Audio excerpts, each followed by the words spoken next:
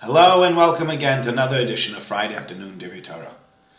In this week's parasha, we read about the sale of the Ma'aras HaMachpelah, how Ephron the Hittite sold the cave HaMachpelah to Avram Avinu, and how Avram Avinu uses it as a place to bury his wife Sarah.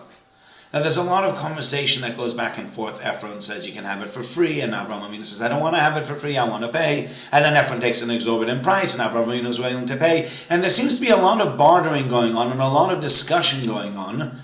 And the question that many of the commentators want to know is, why is it so important for us to know about the story of Avram buying the cave?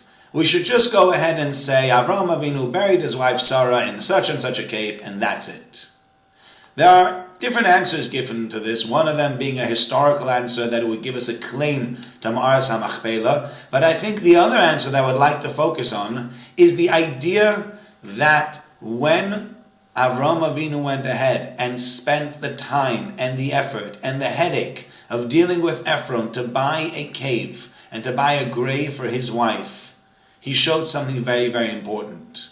In the olden days, people were pagans. They might not have believed in the soul. They might not have believed in the godliness inside every single human being. And Avram Avinu, with his idea of monotheism, wanted to change that. Avram Avinu wanted to say, it's different. Every person is godly, and every person is a container that holds on to a soul. It's a physical body that's got a soul inside it that is important, that needs to be nurtured, that needs to be loved, and that needs to be cared for. And even after that person has passed away, we still need to care for and we need to respect that body and give it the proper treatment it deserves for having been the important vessel carrying around the soul.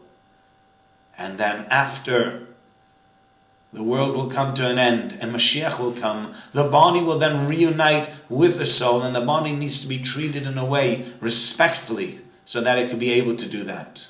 And so the Torah tells us Avram Avinu made this big effort. Avram Avinu made this big and difficult transaction with Ephron because he was trying to say, I believe in the afterlife. I believe that this world is not it, that there's more to it, and therefore I am willing to go through all the hassle, heartache, expense, and etc. to put my wife in a place where she deserves to be, and to bury her respectfully, and to bury her in the right way. And that's why the Torah made such a fuss of it, and that's why the Torah discusses it in such a long and winding way. Because the Torah wants to teach us, Avram Avinu believed in the afterlife. And we need to know and we need to realize that we also have to take that afterlife seriously. Take our life seriously, because this is not the only life that we have. There is an afterlife.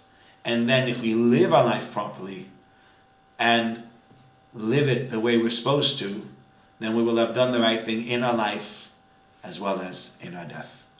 Have a good Shabbos.